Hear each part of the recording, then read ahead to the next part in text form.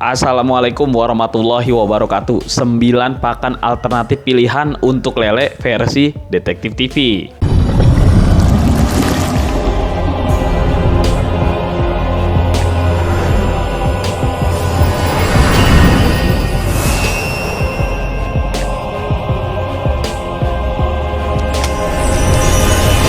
Dimanapun saya bertemu dengan beberapa kelompok tani personal atau yang lainnya, selalu mempertanyakan, "Bang, pakan alternatif yang bagus itu apa aja sih? Bang, pakan alternatif itu yang gampang, yang murah apa aja sih?" Pertanyaan-pertanyaan seperti itu yang selalu datang. Nah, ini kita rangkum pakan alternatif untuk lele yang ada, yang mudah di sekitar kita. Maksudnya kalian silakan pilih mana yang bagus, mana yang gampang, mana yang mudah. Nomor 9 ini ditempati oleh daging giling. Kenapa daging giling ditempati nomor 9? Karena daging giling yang menurut Detektif TV belakangan ini paling banyak dipergunakan, bisa didapatkan oleh siapapun, cukup dengan melakukan order lalu datang. Maksudnya di tempat dimanapun berada. Cuma syaratnya harus punya freezer. Ini agak sulit. Intinya daging giling ini pakan alternatif untuk lele yang bisa didapatkan oleh siapa saja dengan mengorder lalu kirim. Cuman harus punya freezer. Ini permasalahannya. Kedua, karena ini daging giling daging fresh, sedikit salah penanganan akan menjadi bau. Apalagi kalau sudah disetok. Karena kuantiti belinya pasti kan dalam jumlah yang besar. Dalam jumlah 1 kintal, 5 kintal atau 1 ton. Itu kan kalau freezernya tidak memadai atau tempatnya sempit, dia akan menjadi bangkai, bau. Karena memang benar-benar fresh. Ini plus minus daging giling. Tapi kalau secara feedback, secara nutrisi, daging giling ini namanya daging murni. Tentu saja untuk ikan ini sangat bagus sekali. Apalagi daging giling ini terdiri dari 2 hal, daging sapi murni atau daging ayam murni atau kambing. Pokoknya beberapa jero-jeroan atau apapun ini yang digiling menjadi daging murni. Tapi bukan jeroan kotorannya ya. Maksudnya ini masih apa, kalau bahasa orang-orang kita tuh tetelan atau apa gitu. Intinya masih daging, bukan minyak. Catat, bukan minyak. Dapatkan indukan berkualitas siap pijah 1 paket, 2 betina dan 1 jantan, serta e-book tutorial memijahkan secara alami dan semi alami. Insya Allah berhasil, anti gagal. Nomor 8 ini ditempati oleh telur afkir. Kenapa telur afkir? Sama seperti daging giling, telur afkir bisa didapatkan di mana saja, di kota-kota besar dimanapun bisa. Bagi yang di daerah malah lebih gampang, apalagi kalau di sekitar tempat situ ada yang namanya penetasan telur. Penetasan telur itu biasanya telur-telur yang tidak menetas itu kan dibuang tuh. Nah, itu bisa kita beli. Kita beli biasanya dengan harga murah, karena mereka pun mau jualnya juga mereka udah bingung, karena itu kan telur tembuhuk. Mau jual, iya betul, mereka mau jual juga bingung, mau buangnya juga bingung. Akhirnya ya sudah, dijual berapapun. Itu telur-telur seperti itu bisa direbus. Catat, direbus baru diberikan kepada lele. Tapi itu bagi yang berada di dekat tempat penetasan telur. Bagi yang di kota-kota besar bagaimana? Di kota-kota besar juga sudah banyak solusinya. Teman-teman kita yang dari Bandung, Bung Iksan atau siapa ya, teman-teman yang sudah membuktikan bahwa telur afkir sangat bagus untuk makan lele, mereka dapatnya dari semacam tempat-tempat pembuatan kue bolu atau kue apa yang hanya diambil putihnya saja, kuningnya terbalik. Yang hanya diambil kuningnya saja, putihnya itu bisa dijadikan pakan alternatif, karena putihnya itu biasa dibuang. Nah, dibuang itu kita tinggal bilang, "Bang, kumpulin, nanti saya beli per kilonya berapa." Kesepakatan aja, karena barang yang sudah dibuang itu biasanya kalau kita beli pun dengan harga murah. Catatan, biasanya kalau sudah kesepakatan membeli itu, kita harus konsisten, karena ketika kita tidak jadi membeli, mereka yang sudah mengumpulkan itu akan menjadi bau amis atau bau tembuhuk. Jadi, pakan alternatif telur, mau itu telur afkir, telur putih telur, atau telur dari manapun selama itu berbentuk telur, itu bagus. Tapi kalau kuningnya saja bagaimana? Kuningnya saja itu tidak bagus buat lele. Bagus kalau bisa masuk langsung ke lelenya, tapi tidak bagus kalau ternyata pakan itu berkontaminasi dengan air, karena air menjadi bau. Kalau kuning telur, air menjadi bau. Kalau putih telur, tidak terlalu bau. Jadi pakan alternatif nomor 8 ini, telur afkir ini harus pinter-pinter. Kalau mau dibibis dengan pelet juga boleh. Kalau mau direbus, usahakan putihnya saja. Kuningnya bisa juga kalau direbus, dengan catatan pokoknya pinter-pinter. Karena telur ini bisa merusak air kalau tidak diserap langsung oleh lele. Nomor 7 ditempati oleh sosis. Kenapa sosis berada di nomor 7? Karena sosis adalah pakan alternatif untuk lele yang kandungannya tidak pasti.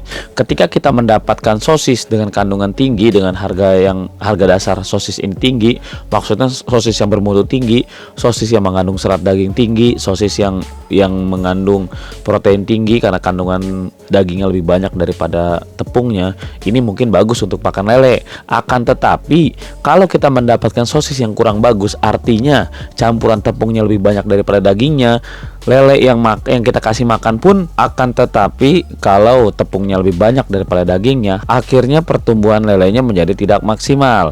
Inilah yang dikhawatirkan kalau kita tidak tahu sejarah sosis, kandungan sosis atau apa sosis. Kalau hanya berdasarkan kita beli sosis, yang penting kita kasih makan sosis, ini kesalahan para pengguna, para peternak, para pembudidaya yang selalu terabaikan. Hanya melihat bungkusnya saja sosis sudah, yang penting lele saya kasih sosis, tanpa tahu apa kandungan sosis tersebut. Karena masing-masing sosis berbeda. Kita bisa lihat sendiri di pasaran, ada sosis yang harganya satu butir tuh, satu batang itu ada yang 15.000, ada yang 10.000, ada yang 5.000 rupiah, ataupun bahkan ada jajanan anak-anak yang hanya 1.000 rupiah. Sudah bisa dipastikan kandungan jajanan sosis yang harga 1.000 rupiah dengan yang harga 15.000 atau 10.000 pasti berbeda. Kalau 10.000 tuh yang masuk ke mall-mall, yang masuk dibuat pembakaran, itu pasti kandungan dagingnya berbeda jauh dengan sosis yang harga 1.000-an. Nah, untuk pakan alternatif sosis seperti ini, baik-baik, pinter-pinter, cerdas-cerdas mencari kandungannya. Di mana cara mendapatkannya? Cara mendapatkannya saya sudah menjelaskan di beberapa video saya, boleh dicek gitu di playlist pakan alternatif. Yang pasti ke agen-agen sosis-sosis BS itu banyak biasanya. Bukannya banyak, memang setiap hari pasti ada, karena kan dia menggulung. Yang hari ini datang akan expired di tanggal sekian. Nah, untuk yang hari ini pasti yang terdahulunya ada yang expired di tanggal hari ini, makanya menggulung aja. Cuma banyak sedikitnya itu yang bervariasi. Kebanyakan sosis-sosis BS ini sudah dikumpulkan sama pengepul yang sudah khusus menjualnya ke peternak-peternak lele. Coba saja merapat di setiap tempat, di setiap kota pasti ada pangkalan-pangkalan atau agen-agen fresh food. Nah, itu bisa didekati. Kalaupun mereka tidak menjual, kita bisa bertanya lagi, "Bang, ini dikumpulkannya kemana?" Ke sana, kejar lagi ke sana, pasti ketemu titik di mana sosis itu dikumpulkan dan bisa kita beli. Jika Anda ingin bergabung dengan grup Kaisar Lele Nusantara, Anda bisa menghubungi WhatsApp saya. Di sana kita akan berkumpul dengan teman-teman lain yang satu hobi, satu usaha, gratis tanpa dipungut bayaran apa-apa. Di sana kalian bisa berbagi yang kalian tahu dan bertanya yang kalian perlu tahu. Jangan lupa cek deskripsi video ini untuk informasi lebih akurat lainnya. Nomor 6 ini diduduki oleh roti BS. Roti BS ini bisa dikatakan pakan alternatif tambahan, tidak bisa dijadikan pakan alternatif utama. Karena kandungan yang ada di roti BS ini sudah pasti kebanyakan proteinnya nabati. Untuk hewani mungkin kalau roti BS-nya ada kandungan dagingnya, tapi itu sedikit sekali, jarang sekali. Roti biasanya roti kandungannya ya coklat, ya keju, rasa-rasa seperti nabati, kacang hijau atau yang lainnya.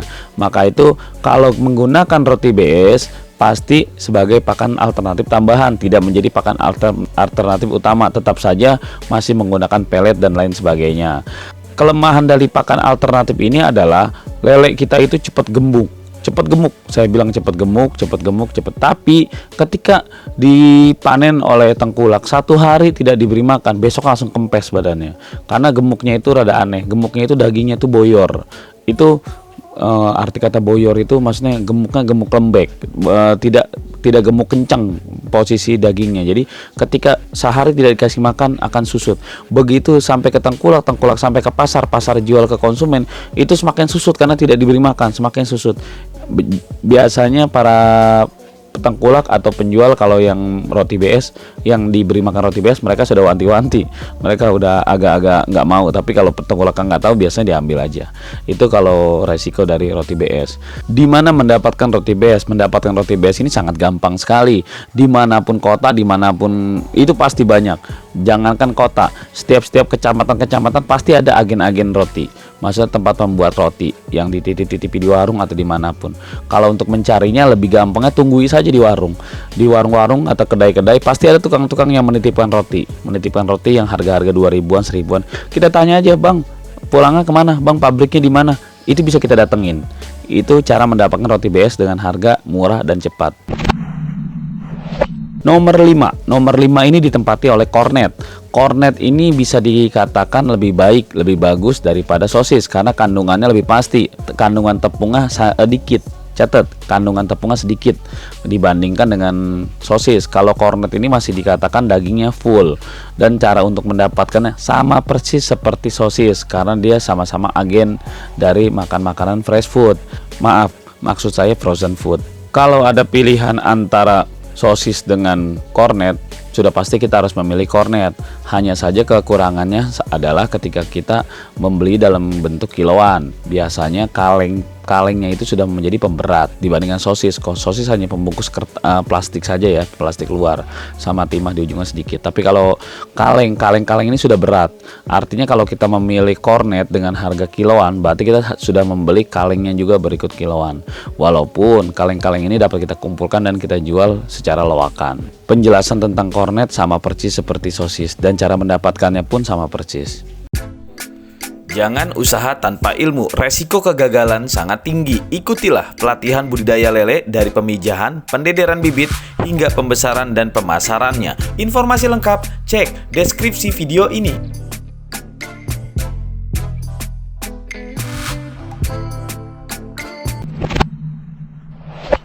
Nomor 4 ditempati oleh otak-otak.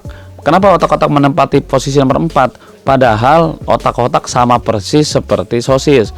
Kandungan yang ada di otak-otak, kandungan ikannya itu sama persis seperti di sosis, tidak jelas. Artinya begitu kita mendapatkan otak-otak yang bagus, kita akan mendapatkan nutrisi yang bagus untuk ikan kita. Akan tetapi kalau kita mendapatkan tepung yang lebih banyak daripada kandungan ikannya, sudah pasti nutrisi yang masuk ke ikan kita pun berkurang. Tapi kenapa otak-otak ada di nomor 4? Karena otak-otak tuh paling mudah didapatkan. Kenapa paling mudah didapatkan? Karena otak-otak itu ketahanannya tidak seperti sosis yang bisa berbulan-bulan. Otak-otak itu biasanya fresh food. Hari ini bikin 2-3 hari sudah keras. Nah, karena durasi expirednya terlalu dekat, artinya cara mendapatkannya itu kita lebih cepat, lebih mudah karena durasinya lebih cepat. Sama seperti di nomor 7 dan nomor 5, sama seperti kornet dan sosis, kita merapat saja ke tempat-tempat frozen food, fresh food di pasar-pasar, pasti banyak. Kalau untuk mencari otak-otak, kandungan gizinya seperti biasa, pinter-pinter. Kandungan tepung atau kandungan dagingnya mana yang lebih banyak, itu pinter-pinter kita. Nomor 3 ditempati oleh ikan runcah. Nah, ikan runcah ini bisa dikatakan terbaik daripada yang saya sudah sebutkan dari angka 4-7 tadi. Ikan runcah ini lebih fair, lebih pasti proteinnya. Walaupun cara pengolahannya itu mungkin tidak semudah yang nomor 4-7 tadi, tinggal dikasihkan. Kalau ikan runcah ini kita harus mengolah, yaitu kita membelinya di pasar. Cara mendapatkannya mudah, tinggal membelinya di pasar atau di dermaga tempat penjualan ikan. Kita beli ikan runcah. Ikan runcah ini artinya ikan-ikan rusak yang mungkin tubuhnya sudah sobek atau tidak laku atau sudah kelamaan maksudnya kelamaan di luar es ya. Kan kalau ikan-ikan dari laut itu biasanya kalau masih di es masih bagus terus, tapi kalau sudah di luar es biasanya matanya itu sudah copot atau apalah. Intinya dagingnya sudah lembek atau sudah apa. Ikan yang termasuk ikan runcah ini tidak harus ikan kecil, ikan besar, ikan apapun, pokoknya ikan yang sudah BS lah gitu. Nah, cara pengolahannya ini masih ada pengolahan, itu harus digiling. Makanya proteinnya bagus tapi ada pengerjaannya yaitu harus digiling. Penjelasan tentang ikan runcah sama ada di video-video saya pakan alternatif, silahkan dicek di bagian playlistnya karena kalau dijelaskan di sini agak panjang. Nomor 2 ini ditempati oleh ayam tiren. Sudi tidak sudi, suka tidak suka, ayam tiren tetap menjadi pakan alternatif utama. Catat, pakan alternatif utama yang bisa menggantikan pelet. Tanpa pelet kita masih bisa berjalan di pakan alternatif ini. Jika kita menggunakan ayam tiren full, kita tidak menggunakan pelet sama sekali pun, ikan kita masih bisa sampai posisi panen. Tapi penggunaan ayam tiren ini tidak bisa harus langsung diberikan mentah-mentah karena resiko penyakit kuning sangat tinggi. Sebagai pengguna, saya sudah menggunakannya, berpengalaman juga. tidak menampik, maksudnya tidak mau bersih nama aja. Ayam tiren begini-begini, halal haram, bangkai apa semua. Tapi kalau pengalaman, saya pernah, teman-teman pun pernah, saya melihat langsung pun pernah. Intinya penggunaan ayam tiren itu harus direbus atau dibakar. Kalau penggunaan secara langsung, resikonya mendapatkan penyakit kuning. Di mana mendapatkan ayam tiren? Ayam tiren itu sangat mudah didapatkan di pemotongan ayam. Matinya itu tidak harus mati penyakit atau yang lainnya. Biasanya di pemotongan ayam itu, ayam tiren itu mati karena kegencet, mati karena perjalanan itu banyak. Dan itu bisa kita dapatkan di sana dengan mudahnya. Harganya pun tidak lagi dihitung sebagai ayam hidup. Ayam tiren itu biasanya per ekor tuh kita beli cuman harga Rp3.000 atau per kilonya Rp3.000 atau sesuai kesepakatan lainnya. Nomor satu ditempati oleh protein booster. Protein booster ini pakan alternatif untuk menambah bobot tubuh, protein dan lain sebagainya. Hanya saja untuk mendapatkan protein booster ini harga yang dikeluarkan tidak murah. Dari nomor 1 sampai 7 dia mendapatkan di posisi termahal, di harga sekitar 8.000 atau 9.000 per kilonya.